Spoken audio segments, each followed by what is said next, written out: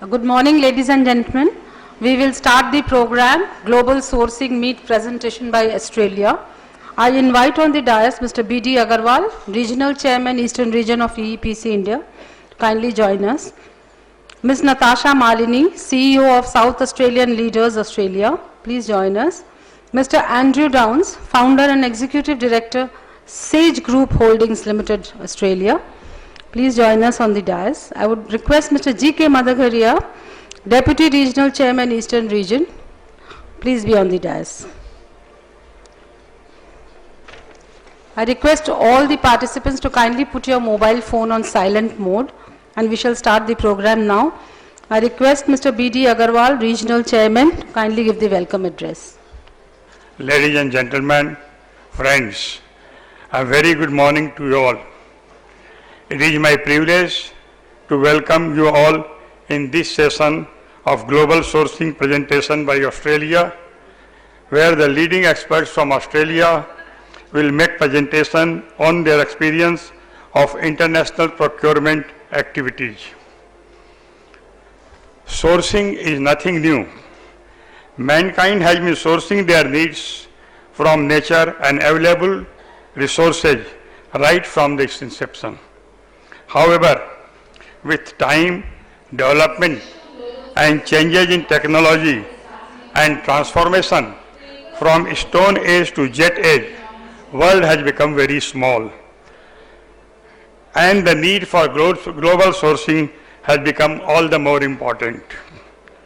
Today's session will throw light on how to use innovation, modernization and digitization for procurement of quality products at right prices.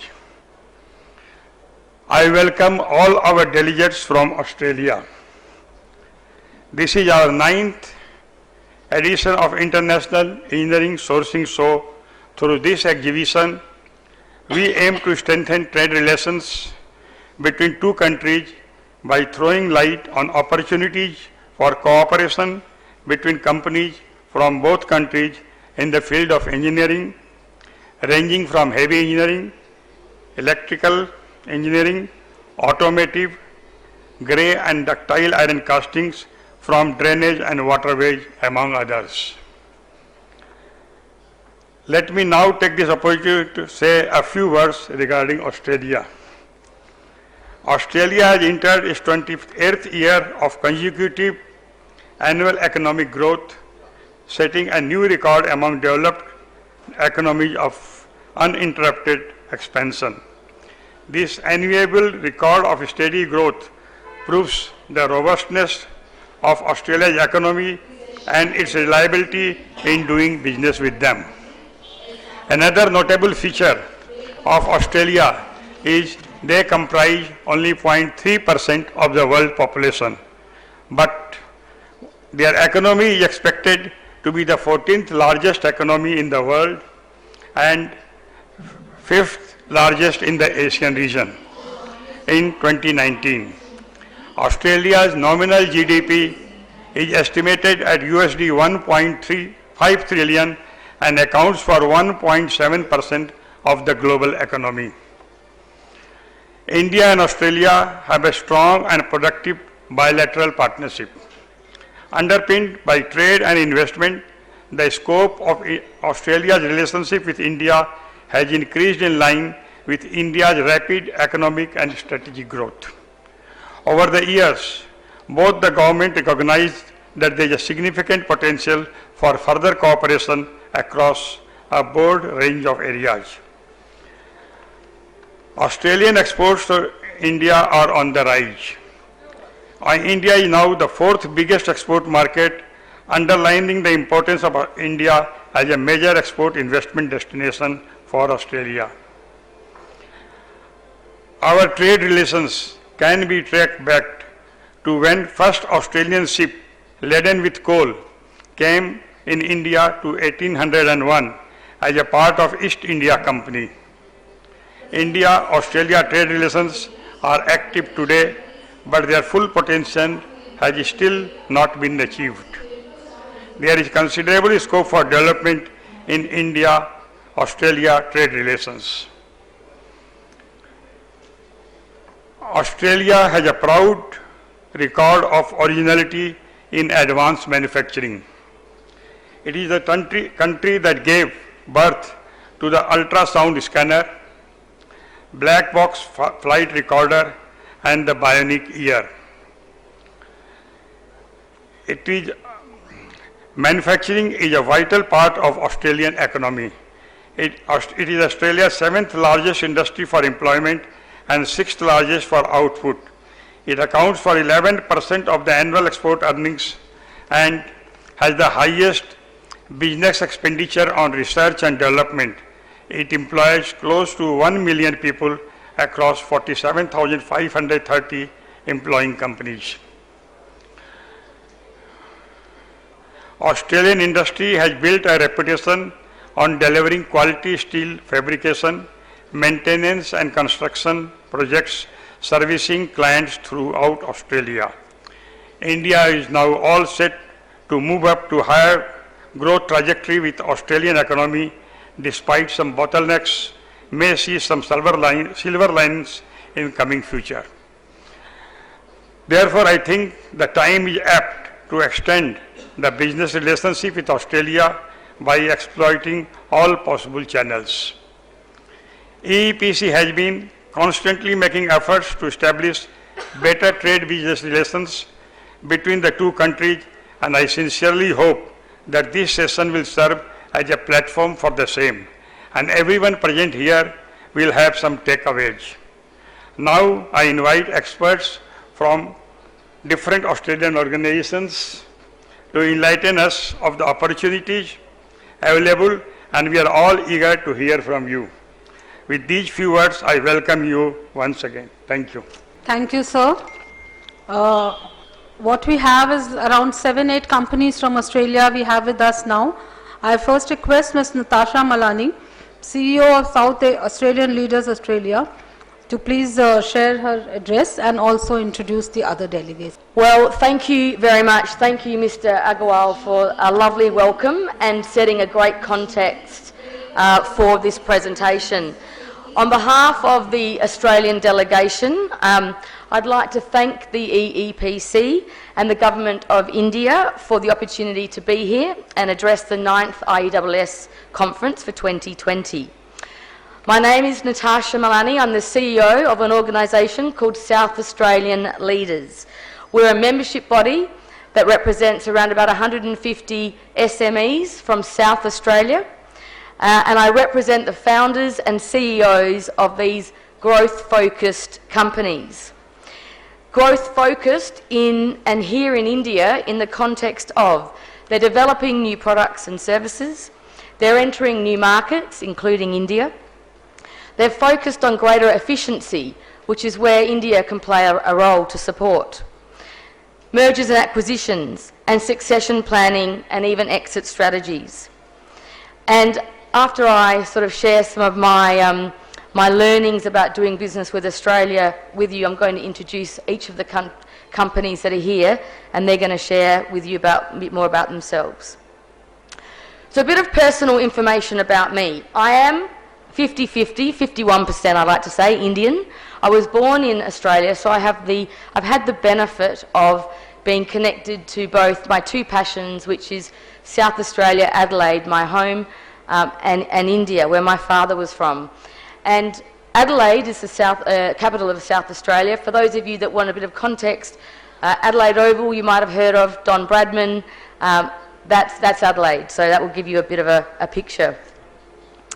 And I like to think that I think like an Indian, so I've taken the mind part from India, and I think that's the best of both worlds.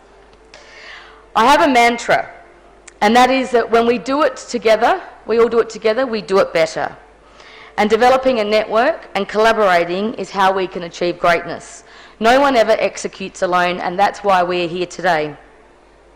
My focus in my business is to support Australian SMEs and business leaders from South Australia by helping them build their knowledge so that they are empowered to make better decisions, and help them build their network and collaborate, and help them raise funding and the right resources to grow their business. So My platform to help them grow their business is around knowledge, network, funding and resource, and that's where we operate.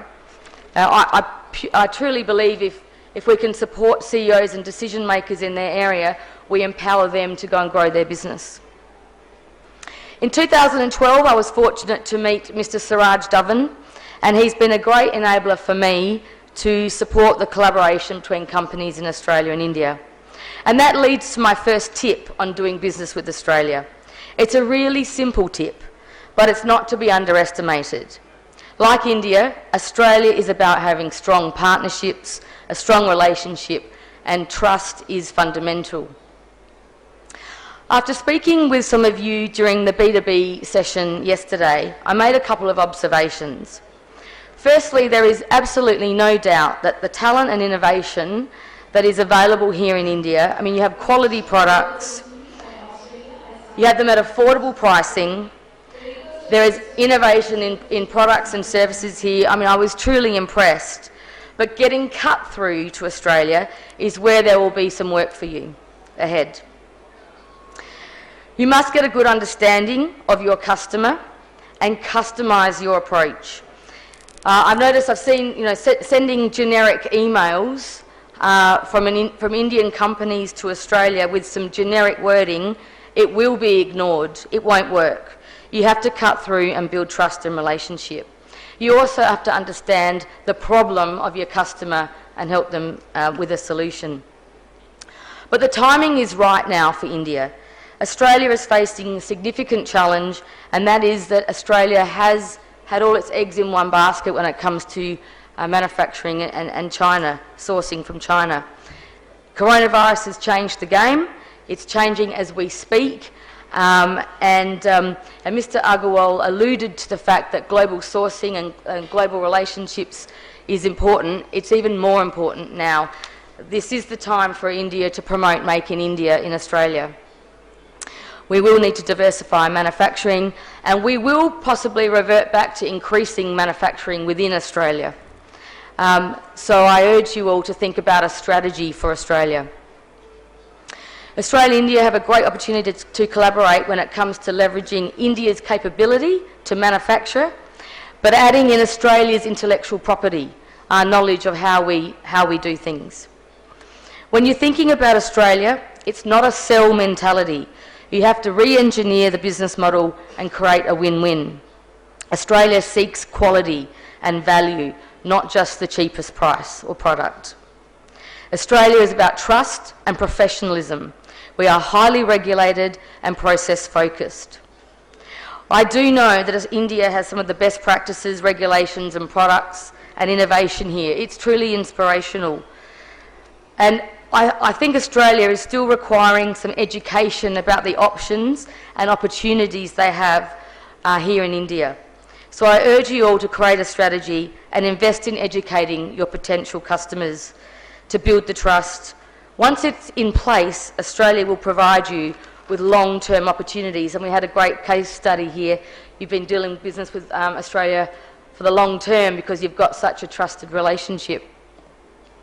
So in summary, my tips are: create a customised strategy to target your customer. Communicate with them professionally, get cut through, customise your message, make it personal, not generic. Clearly articulate your value proposition. Australians are time poor. Create the business model, build a win-win partnership. It's not about buying and selling. Leverage the IP developed in Australia and add your ability to make or develop here. Understand the cost of doing business in Australia. So, for example, to compare our minimum wage, Australia is around $20 an hour to your India's minimum wage is around $3 an hour.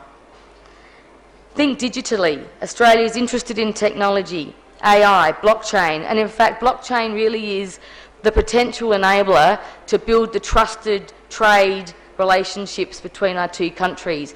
I think we'll ultimately, Australia will be looking towards blockchain as a solution to facilitate those trades between Australia and India.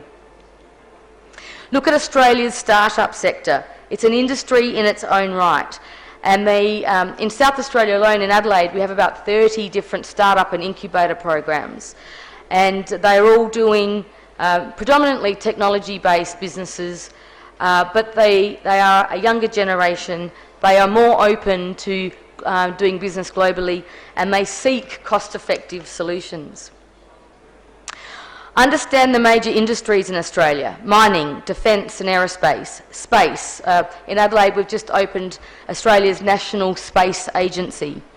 Health, food and wine, renewable energy, education. Adelaide in health has the world's largest health and medical research institute in the Southern Hemisphere. If you're selling components to the automotive sector, you may have to rethink your approach for Australia. Ford, Toyota and Holden have all now closed their doors, and businesses that supported these producers are now having to transition. And think about what problems you're solving for Australia. We have a lack of skilled labour, water, environmental, cost of living, energy, infrastructure. We have an ageing population. We've had bushfires, which has drought and bushfires, which has been a significant impact on the Australian economy and even just our psyche, and of course the coronavirus and health, and of course there's that big problem with our cricket team, which we might need your help with. So these are all opportunities for you to present for doing business with Australia. I'm pleased to be joined by 7 colleagues.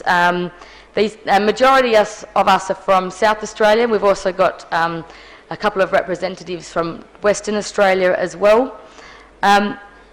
These companies are all here to meet with you, to source equipment, to build partnerships, and to learn more about how India can support the growth of their business.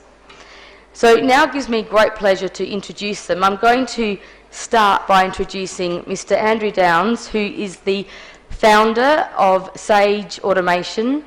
Sage was founded 25 years ago in Andrew's backyard shed. It's a truly inspirational story. So Andrew's going to share his story about Sage and what they do, and then some insights into doing business with Australia. Thank you, Andrew.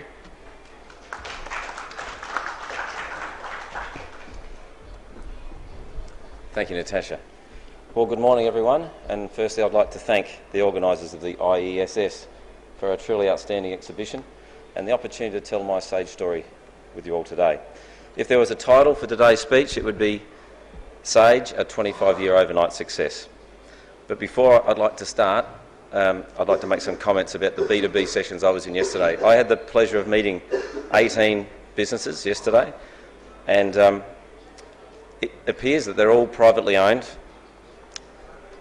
The owners and the employees are very passionate about their products and services, and they all want to grow, and I think that's the emphasis here today. It's about growth, and a lot of people said, well, we'd like to grow through exporting to Australia. Now, when I started my business, my vision and goals were exactly the same as those business owners. Now, we've had incredible success, and I thought I'd share some of those things today, because business is business anywhere around the world. The Sage Group today comprises of 4 distinct brands. We employ over 460 people and have revenues of over $100 million.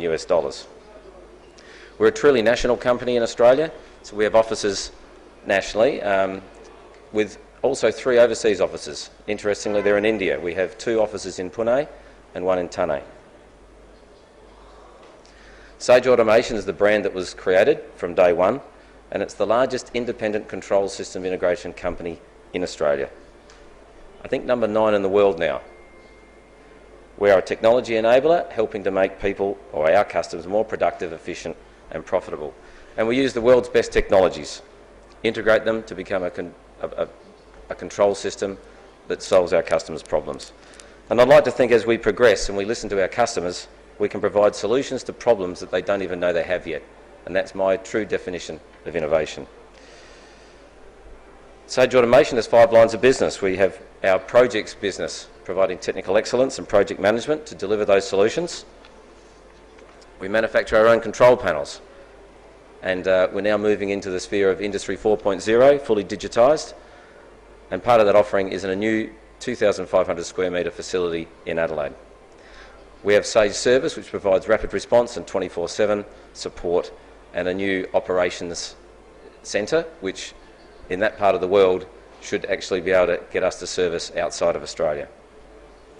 We have a business called Skills Lab, and that's our training company. It utilises our industrial knowledge, provides us hands-on training and theory in industrial control techniques.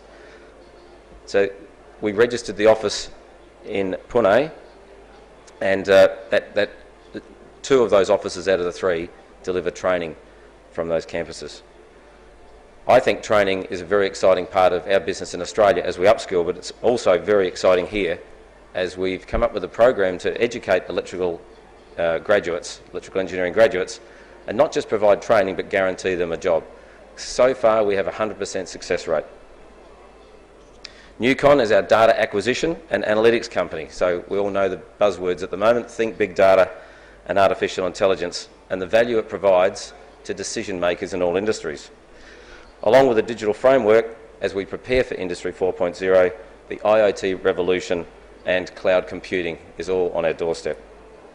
The 4th brand is embedded expertise. That's simply where we understand a customer's needs and we embed an individual around a core expertise or an industry sector. Our customers range from very large multinational customers to very small customers of only a few $1,000s per order. So, in wrapping up on Sage, we're highly diversified, but we're all about growth. The sectors we're involved with, manufacturing, and I can see manufacturing in India is such a huge part of your economy. Just imagine that when I started business, 100% of my business was from automotive. 25 years later, there is no automotive industry, and I think Natasha touched on it.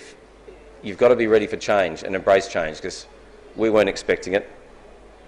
The good news is that food and beverage and building products, wine, beer, are still on the upward trajectory, so we have to switch from automotive into those other industries.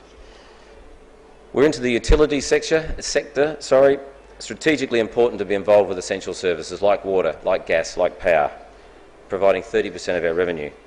And it's important to note that Australia is leading the world in the uptake of renewable energy, particularly in solar. The state of South Australia, where I'm from, now has 50% of our power needs is generated by renewable sources. In mining, Australia is rich in minerals, and its number 1 and number 2 exports are iron ore and coal. India is a very large user of coal, to my knowledge, and the Adani Group are currently setting up a major mine project in Queensland. With infrastructure, and I'm sure this would strike a chord with many people in the audience, money needs to be spent on infrastructure globally. It's an increasing source of business for us, as there is a demand for intelligent traffic systems in roads, tunnels, bridges, providing very strong growth for us. Then you've got the smart cities revolution, including autonomous vehicles, which were involved in a number of trials in Australia. So the future there seems very, very bright. And finally, defence. Adelaide, my hometown, is the base for naval construction. We've just built 3 air warfare destroyers there. We now have 9 frigates on the drawing board and 12 submarines. So you can see that it's an extremely diversified marketplace. But as the founder of Sage, I'll start when I was 16 years of age, and probably like many people's stories, I started working for a multinational company as an apprentice electrician at Bridgestone Australia, the tyre company. Now the great thing about an apprenticeship is you get paid to learn. I'm not sure if India has apprenticeships as such, but they're certainly very common in the day in Australia. Now the timing of my apprenticeship coincided with the disruption that happened around industrial control. So it was the conversion of manual handling systems and relay controls into platforms like PLCs and SCADA. So with any story, there's an element of timing and luck. I continued to study, I went to school, I got as much knowledge as I possibly could, and I found myself getting promoted in the organisation because of that change, that point of disruption that no one else had the knowledge, in our company anyway. And this is where I developed a passion for automation. Once again, those people I spoke to, everyone's passionate about their products. They just want to be the best. So I started looking at what companies were providing us as a contracting service in Bridgestones, and quite frankly, I thought I could do a better job and at a cheaper price, which is probably how you have to start a business when you're just starting out. So after 14 years, I left Bridgestones and I went to my backyard shed, and That was in July 1994. This is where ignorance is bliss, you don't know what you don't know, and the school of tough knocks begin, because suddenly you've gone from being a technician who knows a lot about technical things to the world of business. The manufacturing economy was good, as I said earlier, and in our first year we reached 7 people and $1 million revenue, so things were very good back then. We kept growing, we kept doubling, we kept improving our pace, and in 2000 I decided to sell some shares in the company of those who were very hard working. I'd treat them as the colleagues that you learned to trust. Those founding shareholders are still with Sage today, 20 years later, and I honestly believe it's been part of our success to go from strength to strength.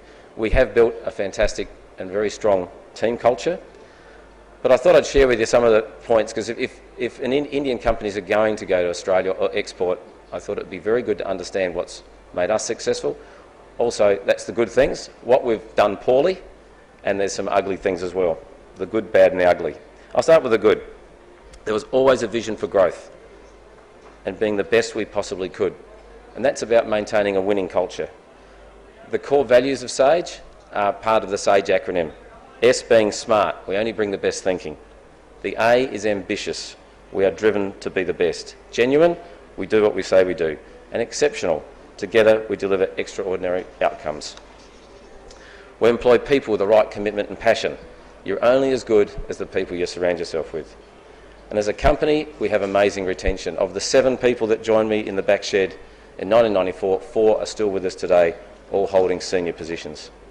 A commitment to excellence and continuous improvement, without saying, sharing knowledge and goals amongst your staff and having respect for one another. We've always had excellent communications. We get our whole company together once a month, we put on a function, we cater it, so that we can actually communicate to people what the company's doing, share in our strategies, and bring every worker from the shop floor up to senior management on that journey. We like to work hard, we like to have good time as well, and we also like to celebrate success. So whether it's an award or winning a significant job, it's great to get out there and really have a positive effect on your employees. We took risks. I think risk is not a bad thing. We took some risks. Some of them were very opportunistic. It takes lots of energy, but it does inspire people. We invested heavily in growth by organically opening up new offices, and we've made some small acquisitions. And like any business, it's not just the technical delivery of your business, it's all the systems and platforms to support it. The IT, the finance, the HR and the quality. Building a great brand, in my opinion, takes a long time. And for us, I think it took 10 years to start to get some traction. Now we focus on adding value to our brand by not only just the awards we win, but our website, social media, our corporate social responsibility, and still word of mouth. And one of our colleagues today, who's here, Zach, is going to broaden that a little bit further for our Indian companies. Strong focus on training and promotion from within. It's not so much administrative roles, you can get them externally. We do like to train our people internally. And in fact, when I decided to resign as CEO in 2007, it was one of those shareholders I mentioned, Adrian Fay, become the CEO.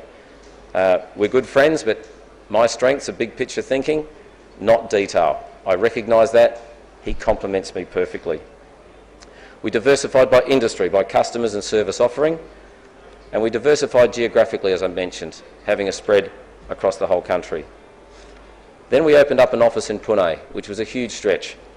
There was a two-pronged attack. One was to address our skill shortage in Australia, which was caused by a mining boom, and the other was to provide training to the local Indian market, because we developed training in Australia. Now this has been a really successful project for us. Natasha mentioned business model innovation. I think every business needs to understand what business they're really in. And for us, it wasn't just automation. It was those things I mentioned before. It was projects, it was manufacturing, it was service, it was training. And creating a P&L and creating a strategy around each of those pillars in business helped us no end. I believe in mentoring. I've joined peer-to-peer mentoring groups. We've formed the Sage Board of Directors where we get external experience come in. And now I also provide mentoring to others. I am the chair of the SA leaders with Natasha. Collaboration is about working closely with other companies. I think this is a key point with Indian companies. They have to actually create a relationship with Australian companies, learn our culture. It's both ways. We need to learn your culture, you need to learn our culture, and then benchmark what you're providing against the other competitors and how you can win and how you can succeed. And I'm a great believer in networking. I've taken time to travel the world. I go to many conferences, as this one today, in which we get to share knowledge, meet people and expand our horizons. With the bad, at least there's not as many bad as there was good ones. If you believe you're successful in one location, don't think you're going to be successful in another one. It's just not true. The industry mix, the competitor mix, parochialism, to name a few things, but you must understand the market. Because of our success in our home office, the one that was built in South Australia, we thought we'd just build the same model. I think the saying is, build it and he will come. That didn't work and proved to be very costly. Offices too big and unprofitable. The fantastic culture we had at home wasn't transferable. So once again, you find yourself having to shift people from your home office to make sure you maintain the culture. And I remember with our Indian strategy, Rajesh was a master's, he studied in Pune, he came to Adelaide as a master's student with UniSA. When he told me his vision to go back to India, we then went on a program. We called it Rajesh Ready, and he wasn't allowed to go here to start our business unless he did 5 years. 5 years of everything that Sage does, from engineering to drawing to programming to project management. So now Rajesh is here in India, and it's just a great example of, you just don't put an ad in a paper or go online and employ someone to run your operation, not with being such a long distance away from Australia. We never created enough unique products, and I think those people in technology would know IP is important. It's the only way you can get your margin up. We're doing more of that now, and that's been seen by our profitability. Then there was the focus, I suppose it's just being young and maybe stupid. You focus on revenue growth, and it's the bragging rights, not the profit growth, which is the most important. There's a saying, revenue is vanity, profit is sanity, but cash is king. And then there's the ugly. The ugly is the stuff that happens to you without anything to do with you. It's the things that are thrown at you because of nothing to do with your strategy or planning. I think the coronavirus is an excellent example. Some businesses may be in tourism at the moment, or they may be involved with overseas operations in China, and these businesses have been seriously affected. We also had the perfect storm in 2008. I'm not sure how India was affected. That's when the global financial crisis hit, and we couldn't get money. We couldn't get money from banks. We had to change our strategy. Then there's dishonest people who deliberately set you up and try to defraud you. I think that's probably a global problem, but you've got to keep a lookout for those people. And be careful on governments. Governments will provide subsidies, they will provide help to certain industries, but they can pull that support in a moment's notice. And that's what happened to our automotive industry. We had 35 people in a car plant, a GM car plant in Adelaide, and suddenly the government said no more money. They all packed up and left, and we had to, 35 people we had to make redundant. So that causes a lot of costs, restructuring, and then you have to start again. Well, that was the Sage story, and hopefully that was a story that shows you how Australia works in its growth, and I think there's a big part of looking after people in that story. Everything's about people. The people take them on that journey with you. In support of what Natasha mentioned earlier, I'd like to say that Australia is not a low-cost country. The minimum hourly rate is $19.50, call it $20, or 950 rupees an hour. Now, if you're talking engineering, you're talking many multiples of that. Now, I think for Indian firms, this is both an opportunity and a challenge. So if you're setting up an office in Australia, be prepared to pay high wages. If you're doing a lot of work here, that can be the definite advantage. Australia is highly regulated. It demands compliance, very strict safety rules and compliance laws. My advice is to be quality assured with an international quality assurance provider.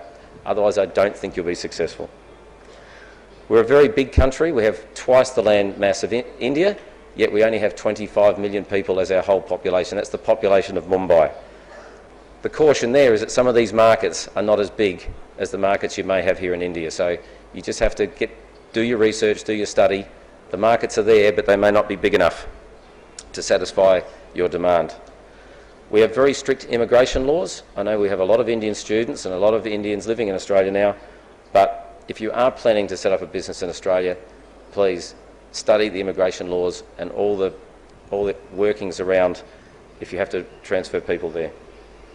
Import duties, unlike India, are fairly low. I think 5%. So that shouldn't be a deal breaker. And I think, lastly, our customers demand excellent service. If you're going to export products in Australia, and once again I'm going to pick up on Natasha's points, it's not just about transferring it on a ship from a port into a port in Australia.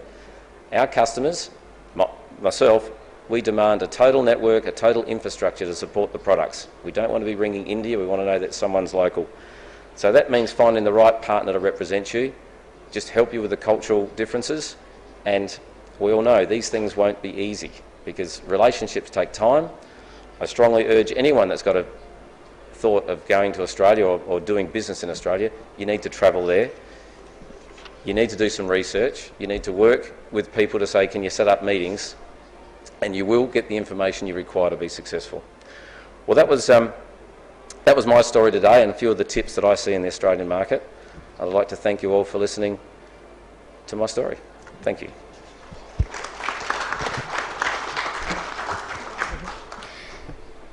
Thank you, Andrew. A great inspirational story, lots of valuable information there. Now, can I just ask for that laptop to be put on the lectern? Thank you. As I mentioned earlier, there's 6 other colleagues that are going to just give you a brief insight into who they are, what they do, what they're here for, and share some insights about doing business in Australia. So I'll introduce them all. They'll come up, speak for a few minutes, and then we'll do a Q&A afterwards. So it gives me great pleasure to invite Michael Clayton and Manas Mandal from Derby Rubber. Is it just Michael? Just me. It's just Michael. But Manas is over there. Put up your hand, Manas. Oh, you're going next. Okay, right. Over to you, Michael. Great, thank you, Natasha. And thank you to the IESS and to the Indian government and the EEPC for hosting the Australian delegation here for this week. We've had a fantastic first day yesterday, particularly with our B2B meetings, and I want to talk from the perspective of an SME in Australia, a manufacturing company.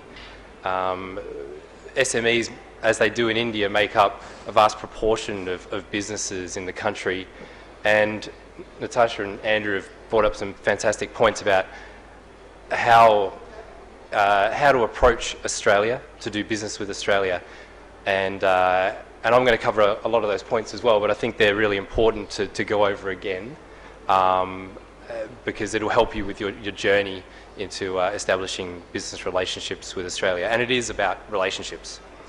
So first of all, I just want to talk a little bit about the company that I work for, which is Derby Rubber. We are a manufacturing company of industrial rubber products.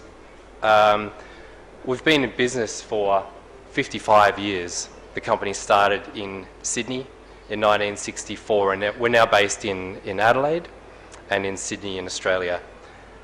Some of our first projects were the window sills for the Sydney Opera House, and also sills for the Snowy Mountains Hydro Scheme as well. We've got warehousing and European sales facility in the Netherlands as well. We've been exporting for over 20 years.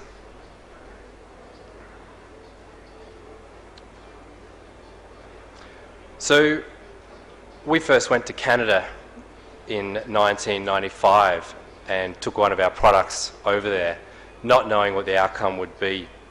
We knew we had a good product that was clearly superior to everything else on the market, and we needed to establish how we were going to compete with the North American product.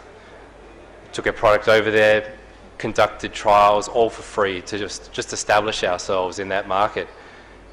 Now, 25 years on, we're now embedded in North America. We have 30% share of this particular rail product throughout North America. We're also exporting extensively into Europe, and we have the best product which is a ballast regulated broom element on the world platform. So it can be done. From a small manufacturing company on the other side of the world, we've been able to tap into the export markets.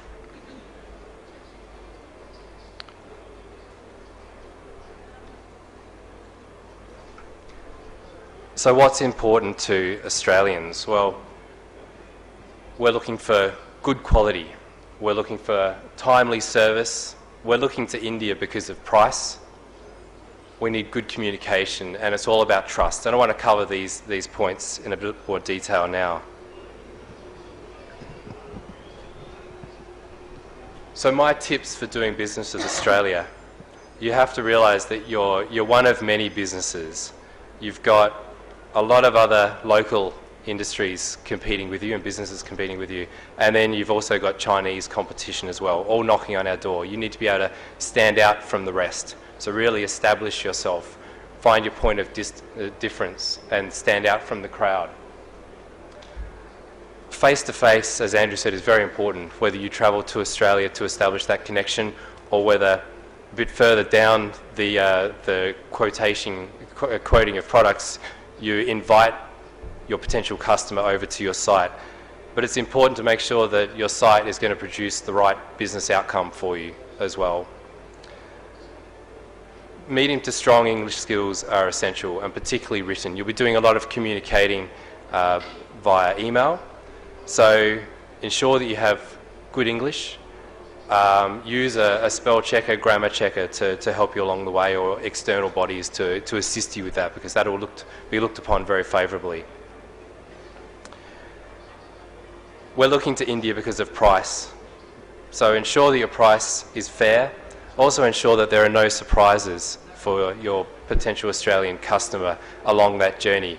Going in at a low price and then modifying that or changing that path through the journey will not be looked on favourably at all.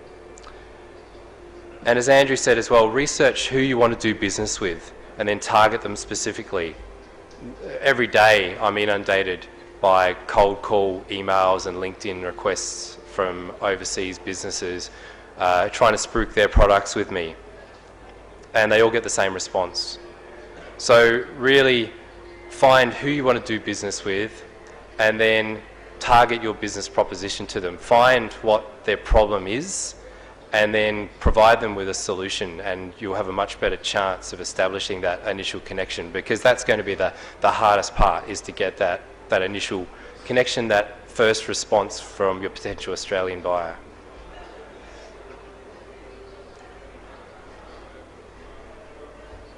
So start small to go big as well. It was great listening to Indian businesses in the B2B session yesterday as well. They're SMEs, they're small businesses. They're open to small orders. They're not chasing the big orders. And you really need to establish yourself with a small order, accept that small order, and then grow from there.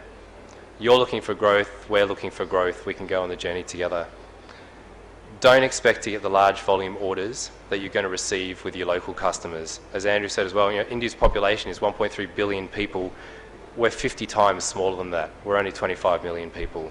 So don't expect the large volume that you'll get locally. So you've really got to find that niche. And have good references, particularly if you've exported before, they'll be looked favourably upon as well. So if you've got Western references, then they're going to be particularly important for you to establish that connection.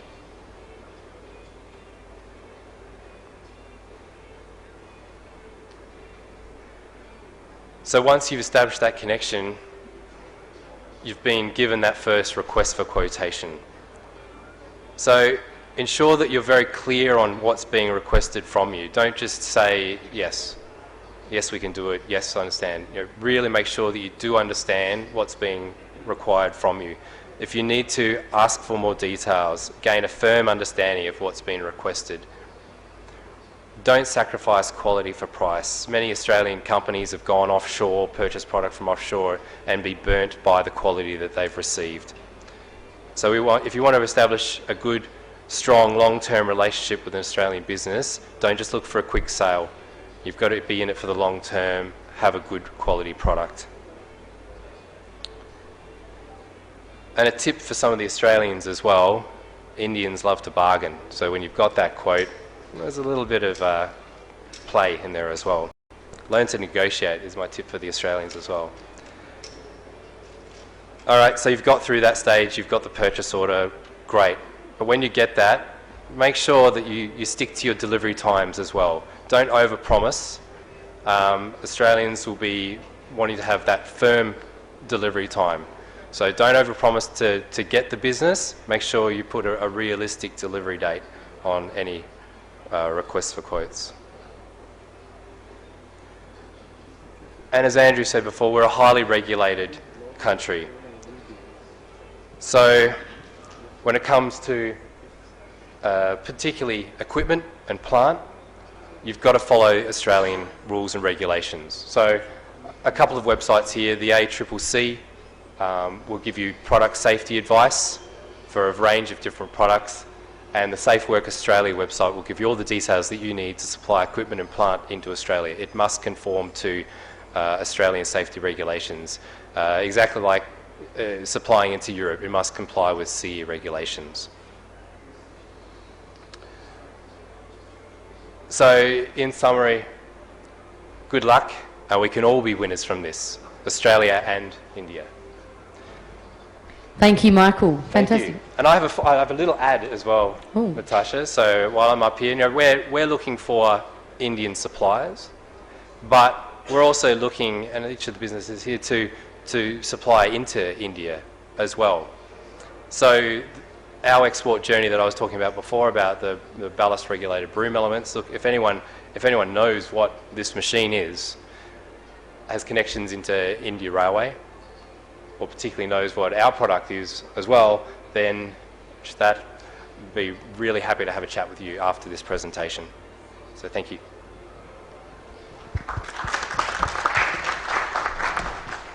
Thank you, Michael. And I think you really enjoyed the session yesterday on regarding Indian Rail. Yeah.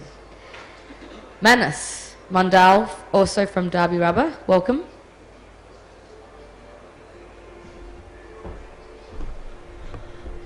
Thanks, Natasha. I worked with Michael for last 6 years, around 6 years. Before going into the presentation, or just let me open.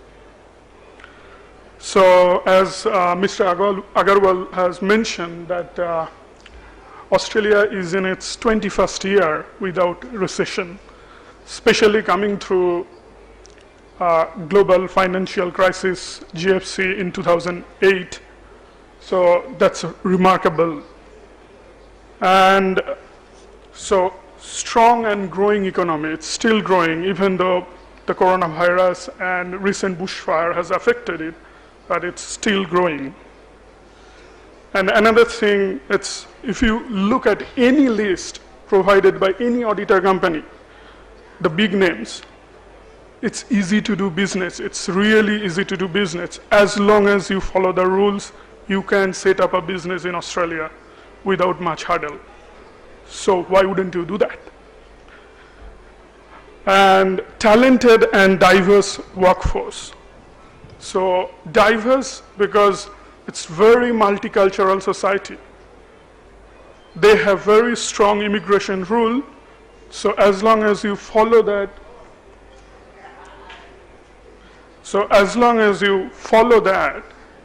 you are going to get there, get your job done. And Australia's image to the outside world is it's neutral. It's unlike the other big powers. It's quite neutral, and it has got strong relationship with other Asian countries. It would work very favorably if you are from another part of Asia and trying to find your feet in Australia. Average higher wealth. So the pricing point is not the only consideration. They're always looking for better quality, as my previous speakers have already mentioned. The quality is the king. and you have varied financing options. If you have a proper project proposal and if you have a business plan, you will get your finance. And of course, nevertheless, English language. So yes, Michael has mentioned that we need to improve on few things, that when you are sending an email, be careful what you write, be concise and to the point. But we still have privilege over other Asian countries because we do speak English. And few bits and pieces about cultural, business culture difference. I think I take part in a export ready program, so where they talk about what you should do, what you should be preparing for when you want to export to another country. And few points I have noted here, especially for like if you want to do business with Australia. So Australians are straightforward, no mucking around, as they call it. So if you want to do business, talk to them clearly, tell them what your requirement is or what you look for and what they are asking. Decision making is a bit slower compared to in India, not the government sector, I'm not talking about that, but the private sector, because it's collaborative work culture. So the boss just don't go and take decision by themselves. They will go talk to their subordinates, and it's a democratic process, even in a smaller organization. So it takes time, give them time. Don't expect to hear back from them very next day. It's informal business relations, less hierarchy. It's the mark between, like, from boss, the manager, to the subordinate, it's blur. Basically, it's a very collaborative work culture. When you go for a meeting, just don't jump straight to the point, like, I want this is my business, I want to sell this many products. Talk to them, try to make a relation, try to make a connection. And I mean, being myself Indian and I was here until my 25 years of age, I have a unique perspective, I know. So when we talk to our superior, we always try to avoid eye contact. Don't do that. In Australia, you need to talk straight, looking at their eye, so that they can trust you. The building relationship, it takes time, long-time relationship. And nevertheless, socializing part. When we go there, it's very hard, but and our relationship starts when we invite someone in our house and we share a meal, but that doesn't work in same way in Australia. You can have just Friday afternoon beer and you can become best mates. It's possible. That's all from me. Thank you very much. Well done, Manus. That's the best tip ever, Friday night beer, if you want to engage with Australian companies. But you can all see there's a bit of consistency and message here, and as Mr. Agarwal just said to me, there's a consistency across business, whether it's Australia and India and some of these tips, but it's nice to just refresh and think about a strategy for your own company. And Michael put an invitation out to for those that are looking to supply his business, but also for those that can help him with market entry into India. And Mr. Agarwal just said that he makes track rubber products for Indian Rail, so he's coming to see you after. Our next speaker from the Australian delegation, Andrew Kalia from Electrical Techniques. And then we'll move to our Western Australian friends. We're saving the best till last.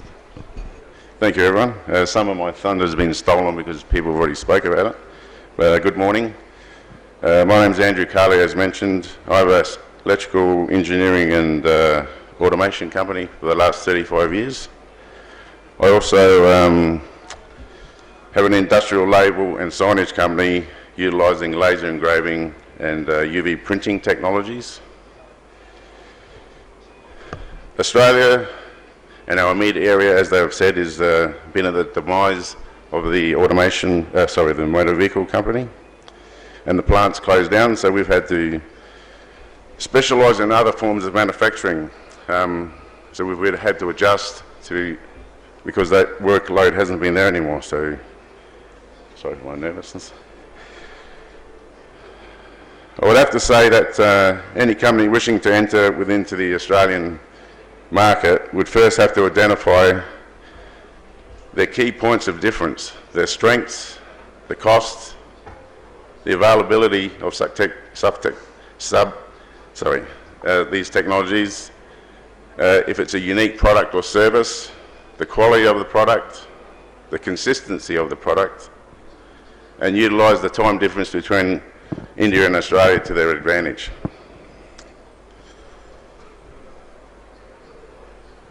I would also think it would be, as everyone has said, is consider someone or a company that can assist you in connecting with the company that you'd like to do business with, and that would help you present a professional approach to that company.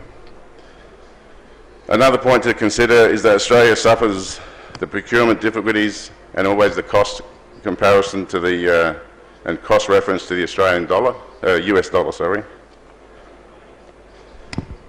I would also like to add that probably irrespective of the market or which sector you operate in, that some preliminary research is advised due to the specific Australian standards and other rules that need to be met. For example, if you're in the renewable energy sector, every product sold in Australia must meet the Clean Energy Council approval list before it can be sold into Australia. Thank you.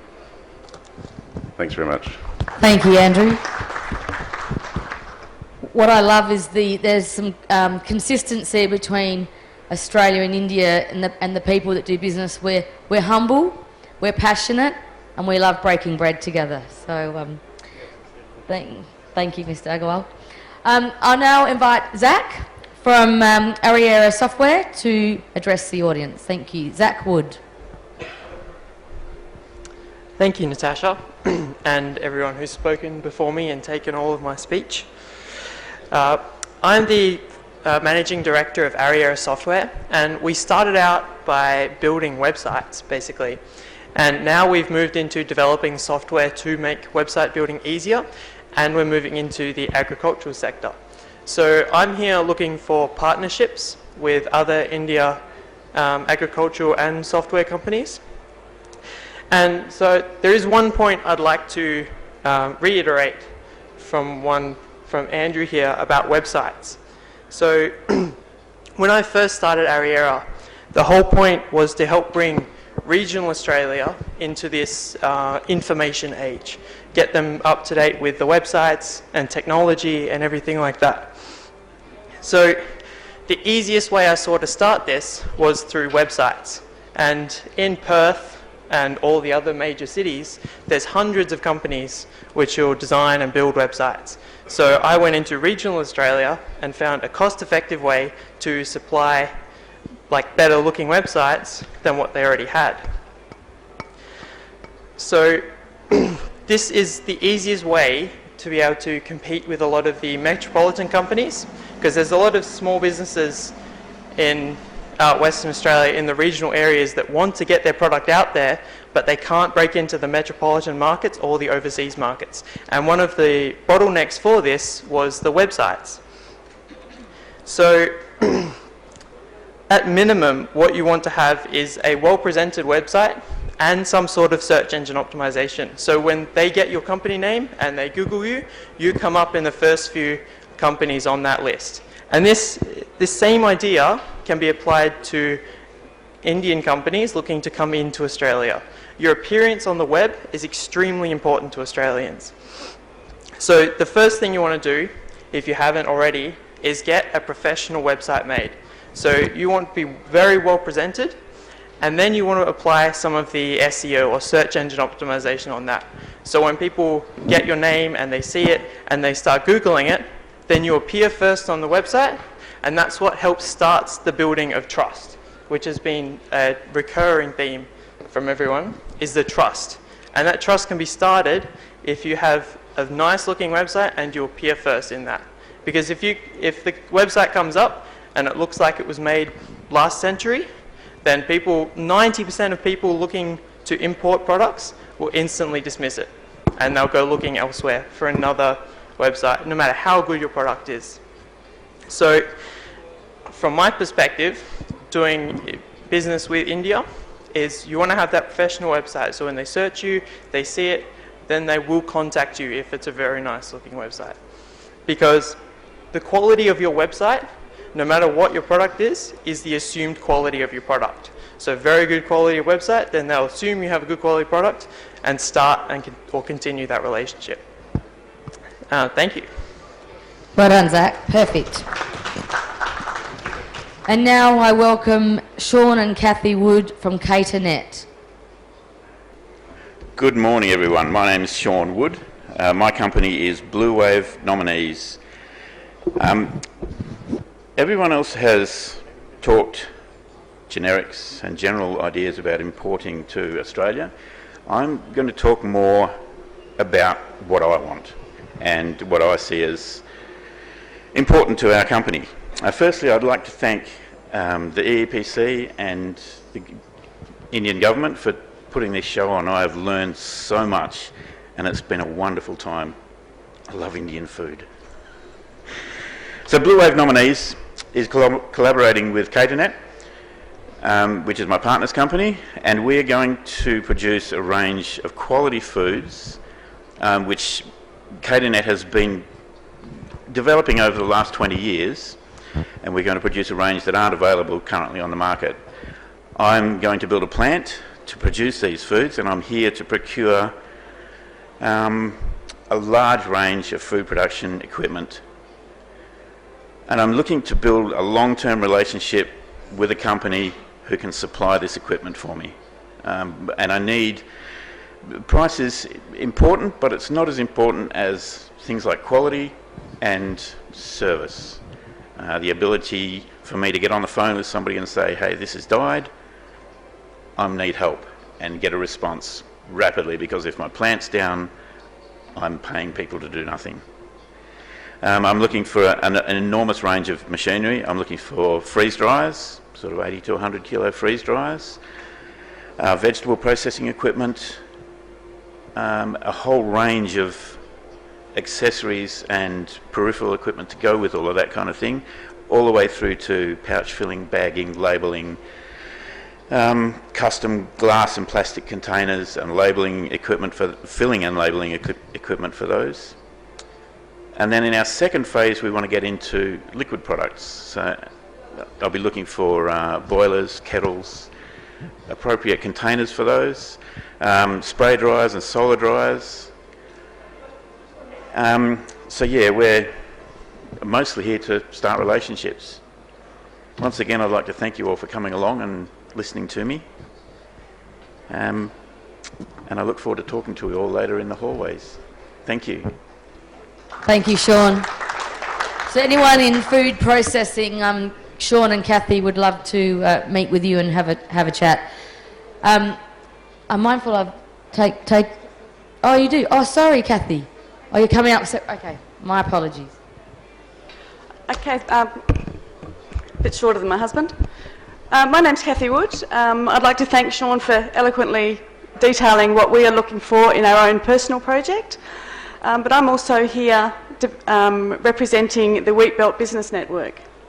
So before I go into that, I would like to just say that it is an honour and a pleasure to be here and to thank the Indian government, the EEPC and the IESS for this opportunity. It's been fantastic, and the information that we can take back to Australia is just incredible. We're so looking forward to it.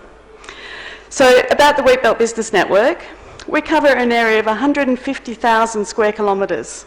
In that area, there are 9,000 businesses. And we have direct members of over 400, And our aim is to be a leading advisory, network and economic development service while giving a voice to the people in our region. So not dissimilar to what Natasha does in South Australia, we're doing in a large area of Western Australia. So one of our main aims is to connect our people so that they can build the networks across the world to grow their businesses. So that's why we're here today. So predominantly our area is farming, but there's also a large number of unique boutique businesses that are developing new products to market. And as these products are new, they require specialist machinery that often has to be custom made for their business. In Australia, this can be cost prohibitive. So our members are looking around the world to get these machineries made. So they're looking for innovative, custom designed machinery solutions. They're looking for people to solve their problems. Furthermore, many of our businesses have supply chains that are too reliant on China. The world has changed in the last couple of months, and unless businesses have the space and the spare capital to stockpile, they can't continue to be reliant on one supply chain, and not many have that kind of capital up their sleeve. So businesses have already started to look for alternatives. And I hate to sound like a broken record, but they're going to Google you. They're going to look for you on the internet, and they will judge you in about the first 60 seconds on what they see in the internet. And if it's no good, they'll move on and they will go to the next one. So that, as Zach has already said, is crucial. You get about 30 seconds, 60 seconds, and they'll judge you and either stay with you or they'll move on and look for somebody else. What they need to find in that time is how you're going to solve their problem. So that they want to build a relationship with somebody who's going to solve their problems. They're not in for a quick buy, quick sell, thank you ma'am, see you later. They want to have a lasting relationship with you. So your website needs to be clear, concise and easily navigatable and appear in their searches, as Zach said. Our businesses are looking to find you. They are out looking for someone to solve their problems. So make it easy for them to find you and start on that road to a relationship. We look forward to working with you. Thank you. Thank you, Kathy. That concludes the presentations from the Australian team, and I know they're eager to meet and network with you after this. I'm going to hand back to you in a minute. Is there any questions, do a Q&A for any of the Australian companies? Any questions in the audience? Don't be shy. Yes, sir. Do you want to get a... Is there a mic? Brilliant. Thank you. Yeah. See, my name is Sudhakar. Company name is Turbo Engineers. We are more into the mining industries and power industries. I would be much glad if you could, suggest some of your, team people who is interested in the mining sectors or the power sectors.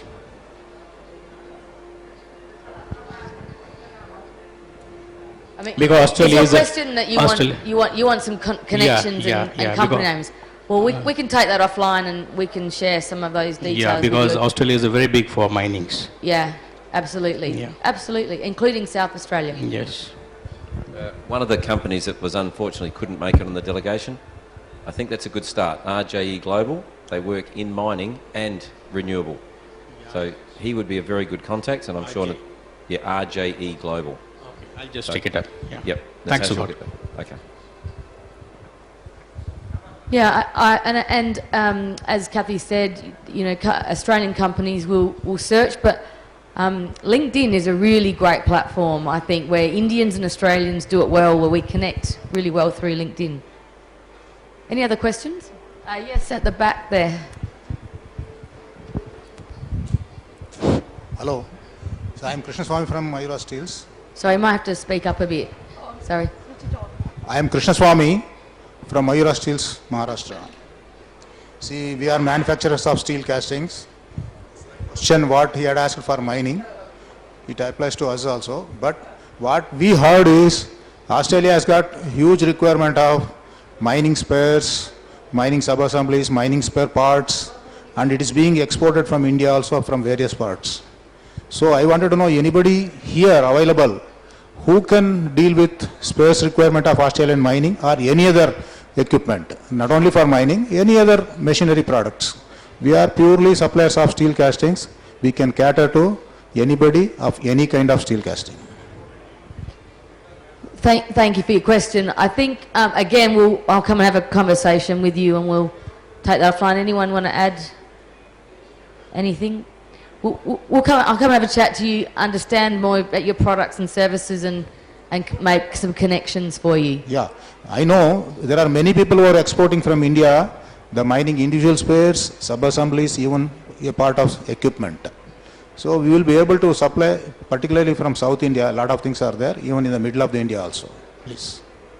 Yes, thank you. I totally agree, and I met some fabulous companies in the B2B session yesterday. So what's important is that you let us know what your products are, and we can help make those connections for you with the right companies in Australia. Thank you. Because it's that introduction that is going to get you fast-tracked to having a relationship with them. Sure. Yeah, I have a question. Hello? Oh, sorry, there you are. Yeah, sitting here. Okay. Yeah, you were talking about the coronavirus affecting your supply chains, right? Yes. So you're looking at a second source like India. So what happens if the whole virus thing subsides? Say, for example, like 6 months, I'm sure they could contain it. So what would be the situation then? Will you still look at India, or you'll just stick with China again? Yeah, really good question. It's my personal view, and someone can jump in with an alternative, but the game has changed. I think Australia has learnt that we need to diversify, and it won't go back. I think there are some Australian companies that are actively promoting the fact that they have always manufactured within Australia, and that now they're celebrating that. But I think that Australia and multinational companies that have relied on China, look at the pharma sector. There's no supply coming out of China now. So there's a lesson to be learnt, and Australians will certainly now look at diversification. It's not going to be a magic wand, but my message to you is, you've got a great Make in India campaign. I work closely with the Consulate of India in Australia, and they are very active. And they're a great resource for Australian businesses and for Indian businesses. And I think the Make in India campaign has huge legs now for Australia. So I think it's long term. We are in this grey iron castings and ductile iron castings, and we have been exporting these manhole covers all over the world, but we don't have much business with Australia. So if you could help us to trace some buyers for that. Thank you, Mr. Agarwal. We've sat here now for the last couple of hours. We're best friends. That's what we do. We help each other. Okay. Thank you, Ms. Malani. After this question answer, we wanted to have one-to-one session. So I would like to seek your views. Would any of you would like to sit one-to-one with our delegate members? If that is so, please give your visiting card to Palak. Just collect. Distinguished participants, ladies and gentlemen, it is my pleasant duty to propose a hearty vote of thanks to all the distinguished personalities present here. But before doing that, let me express our gratitude to the distinguished speakers from Australia for their inspiring remarks and thoughts, encouraging Indian trade community through their presentation. We reciprocate the same and do hope that India and Australia build good and progressive trade relations. I thank the Australian delegate present here for their self-explanatory presentation. The presentation was very enlightening. The discussion in this session indicate the experience of Australia's business community on international procurement activities. I urge our members to explore the possibilities that the Australian market has to offer and have been discussed today at this forum. With these words, I now propose a hearty vote of thanks to our distinguished speaker, Mr. Andrew Downs and Ms. Natasha Malani, and hope that IESS 2020 will be torchlight of many such ventures in the coming future. Thank you. I request all the participants to just wait here. Before we have a group photo, I request all the delegate members to come up.